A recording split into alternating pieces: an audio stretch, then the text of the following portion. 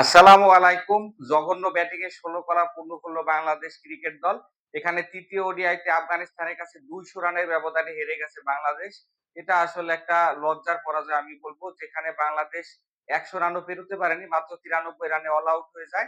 তার থেকে বড় কথা আমরা কিন্তু এখানে ২৭ ওভারও খেলতে পারিনি। তো বাংলাদেশ এই সিরিজে যেভাবে ব্যাটিং করেছে আমার কাছে মনে হয় না ওডিআই ক্রিকেটে এখন পর্যন্ত কোন সিরিজে বাংলাদেশের ব্যাটসম্যানরা এত বাজে ব্যাটিং করেছে। আফগানিস্তান কিন্তু দেখালো কিভাবে আসলে বাংলাদেশকে ওয়ানডেতে চাইলে হোয়াইট ওয়াশ করা যায়। তারা ১ম বারের মতো কিন্তু বাংলাদেশকে হোয়াইট ওয়াশ করলো এবং বাংলাদেশের ব্যাটিং এর যে বর্তমানে কত বাজে অবস্থা, গতকালকে ম্যাচটা যারা দেখেছেন তারাই বুঝতে পারবেন। ওয়ানডে ক্রিকেটটা ছিল আমাদের একসময় শক্তির জায়গা। সেই জায়গায় কিন্তু আমরা এখন ৩০ ওভারও ব্যাট করতে পারি না এবং ১০০ রানও করতে পারি না। এটাই হচ্ছে বাস্তবতা।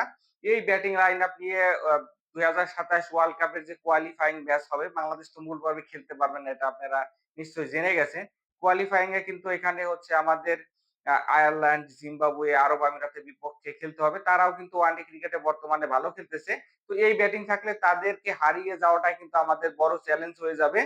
তো বাংলাদেশে গতকালকে যে ম্যাচটা খেলেছে আমার কাছে মনে হয় এর থেকে খারাপ আর কি হতে পারে। যখন ১ম এ ব্যাট করতে নেমে ২৯৩ রান করে ফেলে আফগানিস্তান, তখনই বোঝা যাচ্ছিল যে এই ম্যাচ আমাদের কোনভাবে জেতা সম্ভব না। কারণ ১৯১ রানের টার্গেটে যখন দ্বিতীয় ওয়ানডেতে ১০৯ রান আমরা গুটিয়ে যাই, সেখানে ২৯০ মানে ৩৯০ রানের সমান।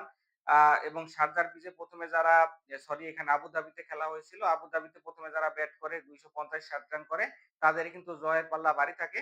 বাংলাদেশের ব্যাটসম্যানরা কিন্তু ব্যাটিং করতে দেখালো যে আফগানিস্তান যদি ১৫০ করতো তাহলে কিন্তু বাংলাদেশ এখানে ম্যাচটা হেরে যেত। বাংলাদেশ কিন্তু এদিন কয়েকটা পরিবর্তন নিয়ে মাঠে নামে। নাঈম শেখ এখানে সাইফ হাসানের সাথে ওপেনিং এ নামেন। কিন্তু এই আগের মতো একই অবস্থা। তানজিদ তামিমের জায়গায় তিনি খেলেছেন। কিন্তু তার থেকেও বাজে ব্যাটিং করেছেন আমার কাছে মনে হয়। তামিম তো তাও মাঝে মধ্যে দেখা গেছে ২-১ ওভার সারভাইভ করলে কিছু ভালো শট খেলেন। এখানে নাঈম শেখকে দেখে মনে হচ্ছিল তাকে যেন জোর করে খেলানো হয়েছে।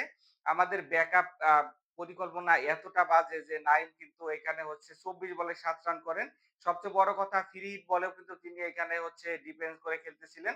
নাঈম হাসান আমার কাছে মনে হয় ভারতের বিপক্ষে যখন ওই টি-টোয়েন্টি তে অভিষেক হয়, একটা ম্যাচে ৮০ করেছিলেন। এর বাদে তিনি কিন্তু এখানে টি-টোয়েন্টি ওডিআইতে আন্তর্জাতিক ম্যাচে বাংলাদেশের হয়ে ভালো কোনো ম্যাচ খেলতে পারেননি। তারপরেও কিন্তু তাকে এখানে ব্যাকআপ পরিকল্পনায় রাখা হয়েছে। এখানে সৌম্য সরকার হতে পারতেন বাংলাদেশের একজন আ ব্যাকআপ ওপেনার। এখানে হচ্ছে নাইম কিন্তু আ ওমর জায়ের বলে এখানে মারতে গিয়ে স্লিপে আউট হয়ে যান। এরপরে সাইফ হাসানের ব্যাটিং দেখে মনে হচ্ছিল যে কিছুটা জয়ের ক্ষুধা অথবা রানের ক্ষুধা তার মধ্যে রয়েছে। ৪৩ রানের ভালো একটা ইনিংস খেলেন যেখানে ৩ টা ৬ এর মার ছিল। বাকি কোন ব্যাটসম্যানের ব্যাটিং দেখে মনে হয়নি যে বাংলাদেশ এই ম্যাচটা জিততে নেমেছে অথবা এখানে হচ্ছে প্রতিদ্বন্দ্বিতা গড়ে তুলতে নেমেছে। বাংলাদেশের কোন ব্যাটসম্যান কিন্তু ২ অঙ্কের ফিগারে পৌঁছাতে পারেনি। এটা আমার কাছে মনে হয় যে একটা টেলিফোন নাম্বার যদি আপনারা দেখেন যে ৩, ৪, ৫, ৬, ৭ এর থেকে খারাপ আসলে আর কিছু হতে পারে না। এখানে সাইফ হাসান আউট হয়ে যাওয়ার পর্যন্ত বাংলাদেশের কোন ব্যাটসম্যান দাঁড়াতে পারেনি। শান্তর ব্যাটিংটাও কিন্তু দৃষ্টিকটু লেগেছিল। তিনিও এখানে হচ্ছে ১৬ বলে ৩ রান করেন। নাঈম শেখের মতো তিনিও ব্যাটিং এ স্ট্রাগল করেন। অনেকদিন থেকে খেলে আসছেন আমাদের মোস্ট এক্সপেরিয়েন্স একজন প্লেয়ার, ক্যাপ্টেন্সির দায়িত্বও ছিলেন। তো তার কাছ থেকে এরকম ব্যাটিং আমরা কখনোই আশা করি না। তিনি যেন মনে হচ্ছিল যে স্ট্রাগল করতেছিলেন সিঙ্গেল রান নিতে। তিনিও কিন্তু বিলাল সামির বলে বোল্ড আউটে প্যাভিলিয়নে ফিরে যান। রশিদ খান এখানে বোলিং এ আসার ১ম বলেই উইকেটের দেখা পান। তাহিদ হৃদয় যেন ভেবেই নিয়েছিল রশিদ খান আসবেন আর তিনি তার উইকেটটা বিলিয়ে দিবেন। এরপরে রশিদ খান হচ্ছে সাইফ হাসানকে ফিরিয়ে দিলে বাংলাদেশের ম্যাচ অনেকটাই ওখানে শেষ হয়ে যায়। তারপরে মনে হচ্ছিল যে ১০০ রান অন্তত করতে পারবে কিন্তু আ সেটা আর পারেনি। এখানে তাহিদ হৃদয় ১২ বলে ৭ রান করেন। মেহেদী হাসান মিরাজ ৬ রান করেন। নুরুল হাসান সোহান ২ রান করেন।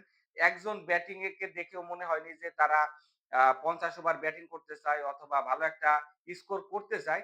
তো এই ব্যাটিং লাইন আপ এর যে বাংলাদেশ এত খারাপ করলো এর আসলে জবাবদিহিতা কোথায়? জবাবদিহিতা যতদিন আপনি নিশ্চিত না করতে পারবেন, বাংলাদেশের ব্যাটসম্যানরা কিন্তু এরকম ফেইল করতেই থাকবে। কারণ ভালো খেললে তাদেরকেও অ্যাওয়ার্ড দেওয়া হয়। খারাপ খেললে যদি পানিশমেন্ট এর ব্যবস্থা না করা হয়, তখন কিন্তু এরকম অবস্থা হবেই।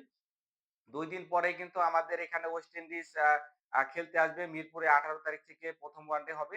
ওই ওয়ানডেতে যদি আমরা ভালো খেলি, হোয়াইট ওয়াশ করি তাহলে কিন্তু আমরা হচ্ছে এখানে ব্যাটিং ব্যর্থতা ভুলে যাব। তখন দেখা গেছে বিশ্বকাপে গিয়ে অথবা অ্যাওয়ে যখন আমরা সিরিজগুলো খেলবো, ওই সিরিজে কিন্তু আমাদের বাস্তবতা তুলে ধরবে। এজন্য আমার কাছে মনে হয় ক্রিকেট বোর্ডকে এই বিষয়গুলোতে নিয়ে আরো হচ্ছে কঠোর হতে হবে। আ রাশিদ খান গতকালকে ৩ উইকেট নিয়েছেন এবং বিলাল সামি অভিষিক্ত ম্যাচে ৫ উইকেট নিয়েছেন। বিলাল সামিকে বাংলাদেশি ব্যাটসম্যানরা যেভাবে খেলেছিলেন, somehow আমার কাছে মনে হয়েছিল যে মিচেল স্টার্ক এখানে বোলিং করতেছেন।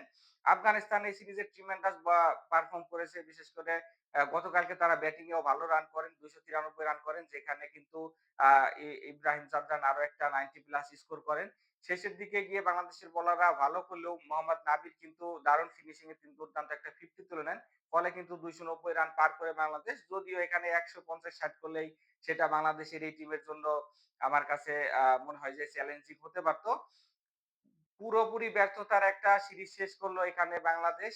আর ওয়েস্ট ইন্ডিজ এর সাথে আমরা কতটুকু ভালো করতে পারবো ওয়ানডে ক্রিকেটে বর্তমানে আমাদের যে ব্যাটিং এর অবস্থা সেটা নিয়ে কিন্তু ডাউট থেকে যাচ্ছে। সকলেই ভালো থাকবেন। দেখা হচ্ছে নেক্সট ভিডিওতে। আল্লাহ হাফেজ।